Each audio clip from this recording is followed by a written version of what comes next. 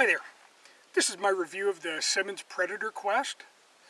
This is a really nice, reliable, and mostly importantly, inexpensive scope.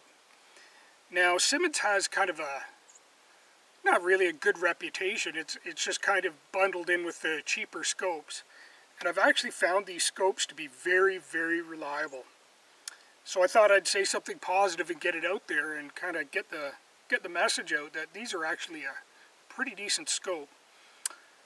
I think at this point I have about 4 variants of the Simmons lineup, and this is the one that I use most. This is on my Savage 12 223, so it works out well for the intended use of this scope. This particular scope is an 8-24 in a 30mm tube. It comes with a 3-inch sunshade, which isn't advertised. I really wasn't expecting it when I opened up the box. It was packaged in with a scope.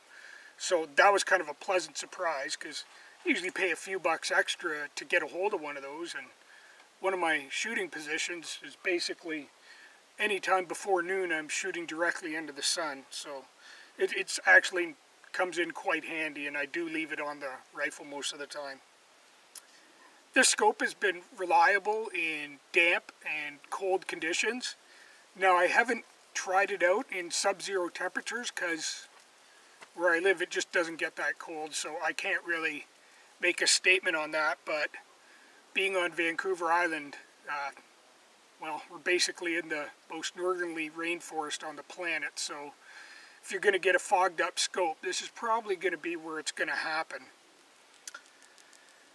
The scope has been durable. It rides around in the back of a vehicle that gets driven across some pretty crazy logging roads, and it holds zero and nothing bad happens to it. It does track predictably.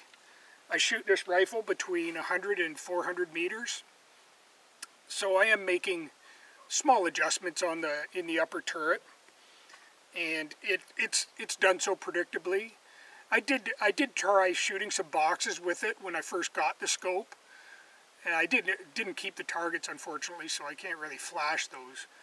But it tracks when you dial up or over a 1 MOA. That's what you're going to get. It's pretty reliable that way.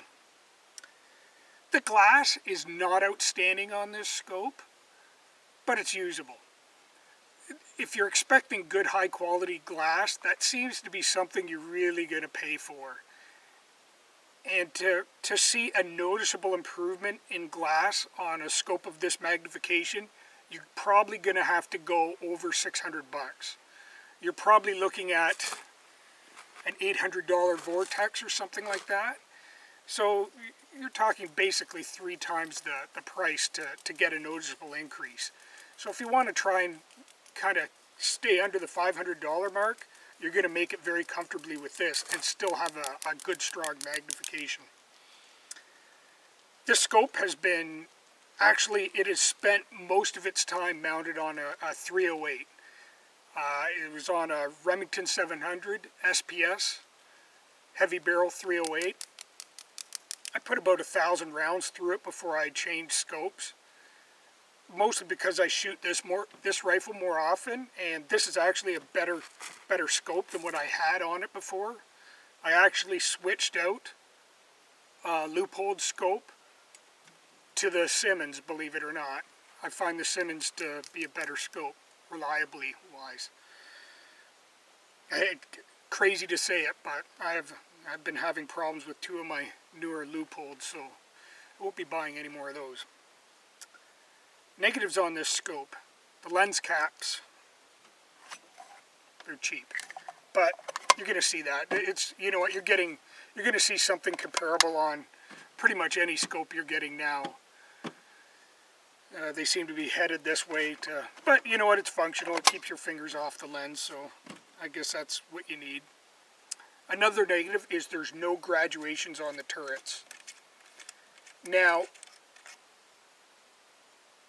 you can adjust the turrets by hand. They are finger adjustable. There's very, very noticeable quarter MOA clicks on it, so it's perfectly fine that way.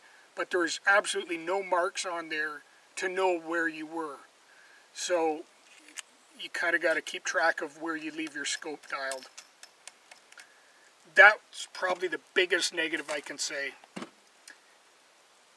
And I guess the third negative would be it's kind of heavy. But the intended use of this scope is basically in a position just like this.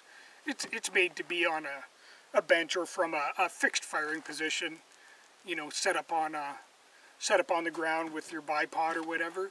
And in that kind of situation, who cares how heavy the scope is? It really doesn't fall into a concern.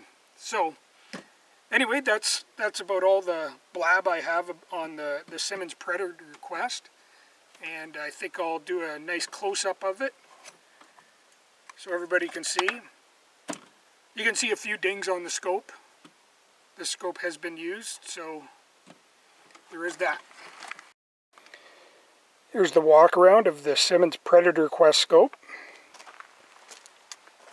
Try and get out of the sun so everybody can see it clearly. You can see a mark on that turret cover where I dumped the scope. These caps are made out of milled aluminum. They got a little rubber ring for grip on them. Actually pretty well built. Not something you would expect out of an inexpensive scope.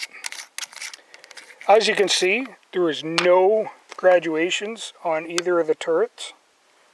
Now it does tell you very clearly what's going on, but there's no way to mark other than just getting a grease pencil, I suppose. But there's no way to mark where your home is. Now the quarter MOA clicks are very clear.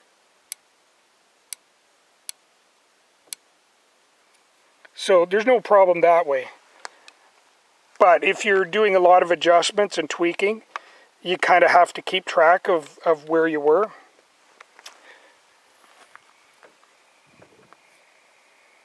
There it is. Oh, it's actually 6. I think I stated that wrong earlier in the video. It's actually 6 to 24, not 8 to 24. Well, anyway, this zoom ring turns very easily. It's nice and smooth, which again is kind of unexpected from a inexpensive scope. That's kind of one of the areas that you normally see only on really expensive scopes, is a nice smooth operation there. Likewise, side parallax, another nice bonus. Turns very smoothly, not too stiff, but stiff enough that it's not going to move around unintentionally. Now, as I say, the scope came with the 3-inch sunshade. This is a fairly decent sized rifle, and as you can see, this scope manages to take up a fair bit of real estate. And actually, I'll pull off the sunshade so you can get an idea what it's like without it.